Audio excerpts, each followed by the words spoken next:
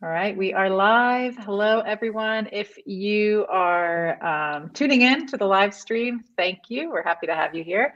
Go ahead and say hi and kind of where you're watching from. We are live on YouTube, so the Quickly Hire YouTube channel. If you're over there, go ahead and hit that subscribe button so you don't miss out on future interviews like this that we're doing. And we also have other video series. We have the Agency Hour video series that focuses on webinars and ways to grow and scale your agency, along with this Remote Leadership Unleashed video series. So we've got Lily Stories from Washington, D.C. Welcome, Lily. Thanks for joining us.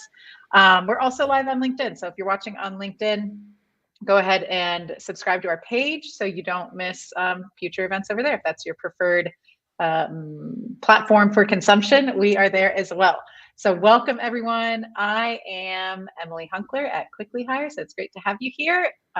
And we will go ahead and get started. We have MarcelPetitpas with us today, so really excited to jump in and learn from him. But first, Quickly Hire is the fastest way to add vetted freelancers to your team. At Quickly Hire, we understand the importance of assembling top-tier talent for your business, whether you need a developer, a content marketer, designer, virtual assistant. We have SEO specialists, PPC experts, social media managers, project managers. We are building out our network of SDRs and folks like that as well. So reach out, let us know what you're looking for. Even if you don't see it on the website, it might be something we're working on. So any kind of creative technical talent, we're here to help. So we'd love to talk with you. Our platform connects you with these highly vetted freelancers who match your budget and requirements, ensuring you find the perfect fit for your team.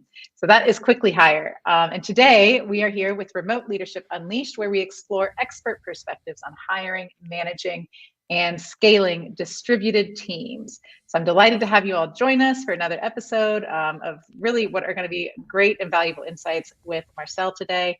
And Marcel here is the CEO and founder of Parakeeto. Marcel is renowned for his expertise in enhancing agency profitability and streamlining business operations through innovative metrics and processes.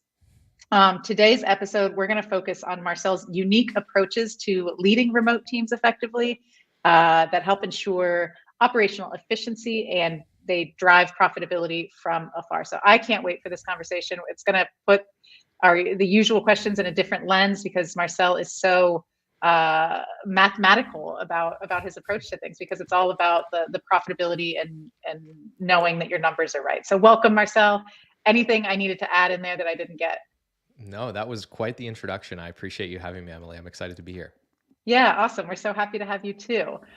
So let's dig right into it because we like to keep these succinct and people are, lots of folks are watching or maybe having lunch, something like that. So first off, I want to hear about your kind of what's your method when you get the feeling, the inkling, you need more help.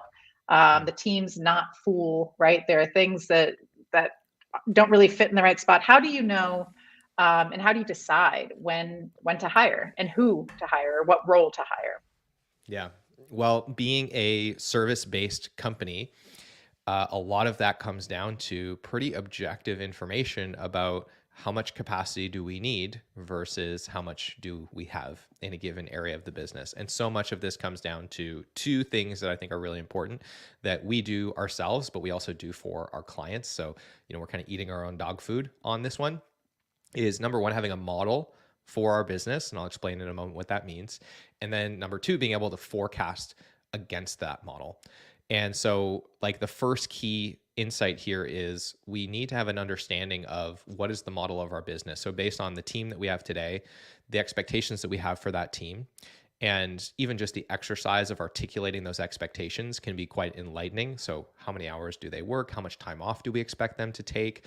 And where do we expect them to spend their time when they are in the business? How much of that do we expect to be doing work for clients versus perhaps helping with sales and marketing or doing administrative tasks or, doing things that are not client delivery, but that are required to run that function of the business, like updating project management tools and building processes and all of those kinds of things. So we want to articulate those expectations. And we do that for each individual on the team. And then we understand what amount of money we expect to make for each hour that is spent working for clients, then we have a model for the business. This is theoretically the maximum amount of time that we could spend on clients in any given period of time, whether it's a week, a month, a quarter. This is how much revenue we could theoretically handle. This is where our payroll is going to go and what percentage of our revenue that's going to represent. And that can really quickly start to give us an idea of, can we afford to hire another person to, work on sales and marketing administration? What will that do in terms of the ratio of our revenue that's going to that area of the business? And is that unbalanced and out of line? How much will that eat into our profitability?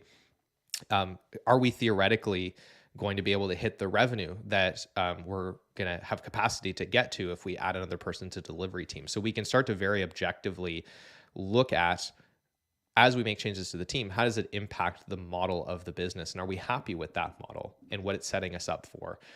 So that's really the kind of the first key step. And it's something that we do pretty often. And at the very least, we do on a quarterly basis as a team, so that we're all aligned on the targets that we're setting. And we're all clear that, like, mathematically and objectively, these things are realistic, and we can negotiate on the different ways in which we can get to the profitability that we want in the business, and negotiate on hiring decisions that people want to make and all those kinds of things, and just see how it impacts the numbers.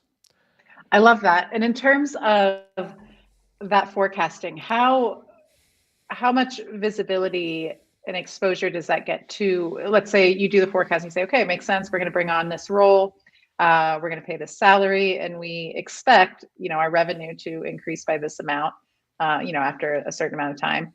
Yeah. How much of that do you share with the new hire? Is it something, are those expectations and that information right out there from the get-go, or is it something you kind of just check in on during the onboarding and onward?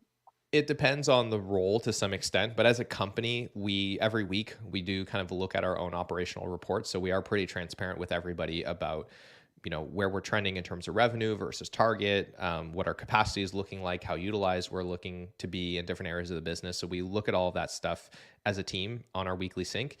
And then depending on what the role is for the person and how accountable they are to those things, will index more or less, earlier in the onboarding process, even in the interview process, to set those expectations about, like, hey, this is the outcome that we're expecting to achieve with you on the team. Here's our plan on how to get there. Here's how we expect you to contribute to that plan.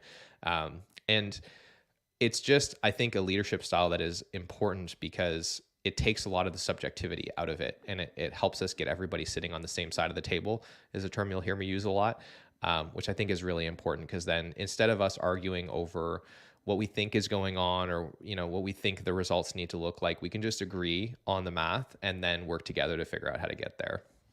Yeah, that makes sense. I love that, and I love putting the mathematical lens on it and making it so much more subjective than oh, I feel like we need someone. We got a little extra money here. Let's bring someone on and see what happens, right? Totally. Which is the easy way to do it, but it might be the hard way in the end. So let's say, you've done the forecasting, the hiring makes sense. You open up the role. It's going to be a remote role. It might be asynchronous. I'm not sure, but what's your process for making sure you find the right person to fill that role? Yeah, that's a great question. And again, it kind of changes from one role to another, but there are some core principles that we tend to follow at Parakeeto pretty closely. The first is, we're generally trying to write the job description in such a way that it is immediately creating a filter. And there's a couple of different ways in which we try to do that. Personally, when I write the job description, I write it myself. I might use ChatGPT to, like, help me write it, but I know increasingly now a lot of job posts are being just, like, written verbatim, like, let's put it into ChatGPT and write something that, like, if we're trying to look like every other HR department on the planet, is excellent, like, very, very efficient. But I'm trying to not sound the same as everybody else. So I'm trying to add a lot of personality to the job posting. Like, for example, one of the requirements, we hired an SDR recently. One of the requirements in the job posting, like, under skills, it had all this normal stuff that you would expect listed, like experience using, HubSpot and this and that and the other thing. And then one of them was like, you have that dog in you, with, like, a little dog emoji, right? So it's like, I'm trying to make it clear, like, hey, we're not the same as everybody else. And then I'm often inserting in the job post what I call a tripwire. And I'm testing for a skill that I want to make sure that person has. So when I was hiring virtual assistant, for example, to be my personal assistant, that person needs to be extremely detail oriented to compensate for the fact that I tend to not be that detail oriented in a lot of places. So the very last line of the job post was, if you're interested in applying for this role, include this in the cover letter when you apply. And then I just immediately filtered out anybody that didn't follow that requirement. And it did a couple of things. Number one, it saved us from doing a ton of interviews that frankly, we would have been a waste of time. And it got us like 3 really strong candidates out of several hundred that applied. And all 3 of those, I think, would have worked out great. So it like allowed us to filter for the skill that we were looking for and then really make the rest of the process efficient. So that's the first big thing, is we want to try to write the job post so that it in and of itself starts to already qualify and filter candidates even before we start spending any time on, going through interviews or anything like that. Yeah, I think that's smart. And I love starting with the job description, right? It not only is it a necessity when you're going to be hiring, but it helps you focus on what it is you're hiring for. And sometimes you start writing the job description and you can't figure out a title for it, right? You're like, what is this role though? So it really helps you do the work up front that needs to be done before you bring someone else in. So I think that's a great advice. And I love the tripwire too. Really, really smart there. So now you have your remote team assembled. You've got great talent. What's your approach, Marcel, for keeping them motivated, keeping them productive? No one likes to be a micromanager. No one likes being micromanaged. Remote work can often lead to that when there's mistrust and those sorts of things. So how do you navigate that minefield? Yeah. I'll kind of separate my answer into 2 questions. One is more of like the rhythms as a company and how we think about communication, synchronous, asynchronous, remote, in person.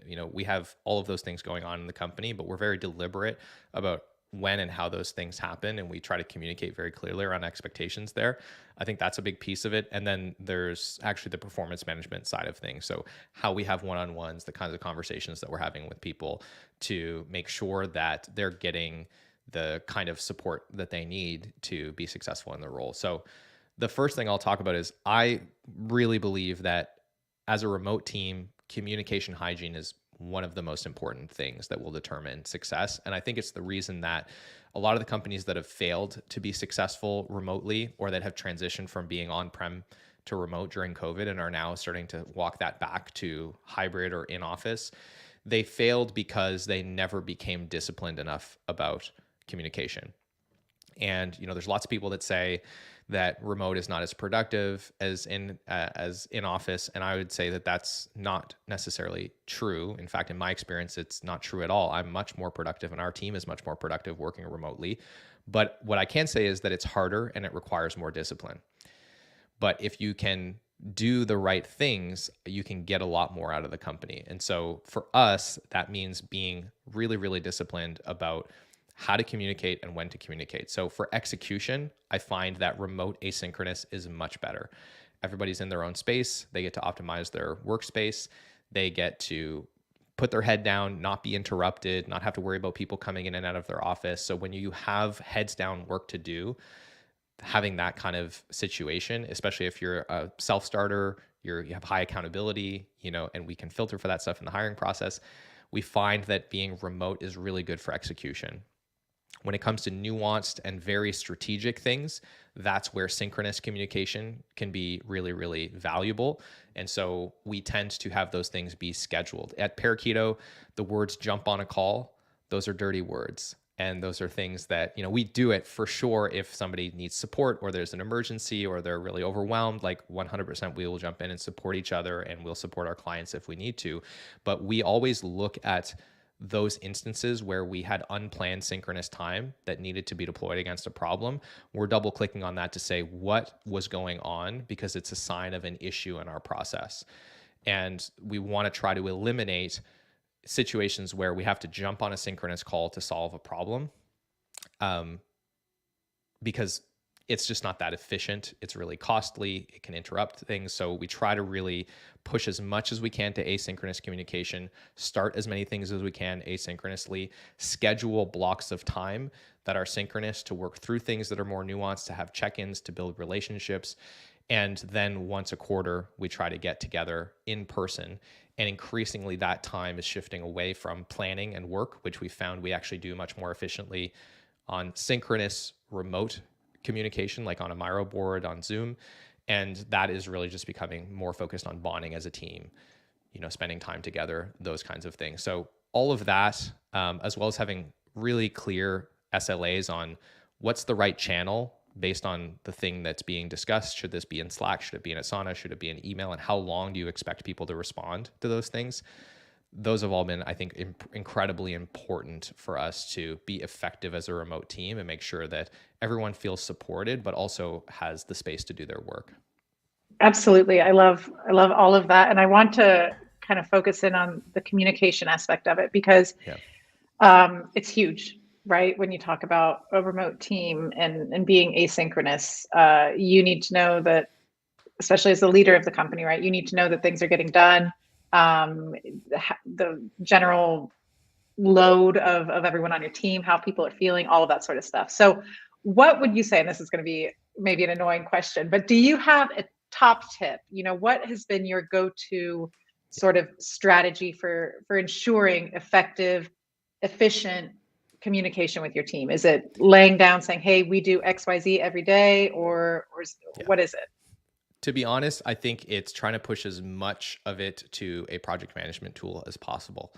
In our case, it's Asana. I don't think that that's because Asana is the best tool. I would say that it's probably not the best tool. It has idiosyncrasies just like every other project management tool, right? But I don't think it matters which tool you use, but it matters that you use it. And I hear and I see in a lot of other companies, everything's happening in Slack and everybody hates Slack as a result. And we have very little conversation happening in Slack, actually. And we're very, very militant about as soon as something in Slack starts to turn into a conversation that is going to be a long thread or that's going to have action items coming out of it, it's like, hey, move this into Asana.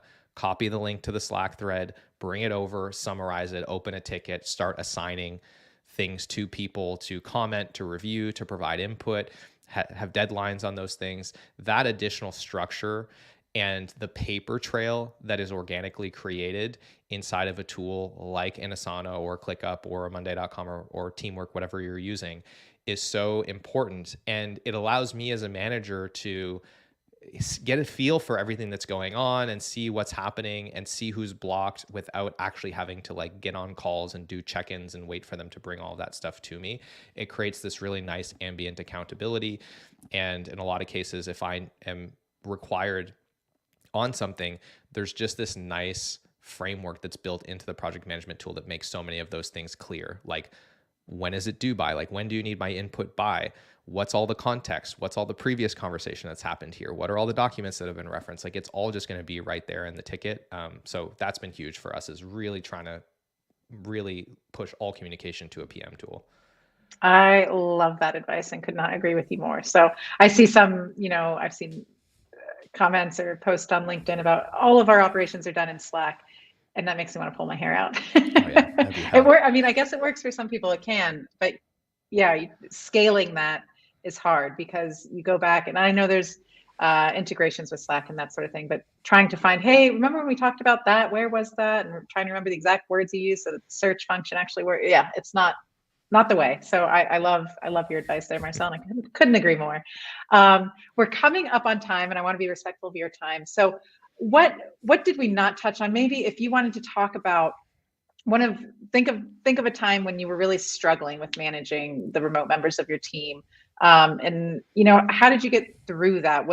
Were you ever tempted to say, hey, remote's not the way, we need to bring it all in office and go that direction? Or was it, hey, communication's the issue, well, let's get that fixed? Or what got you through, and what was that struggle that you dealt with?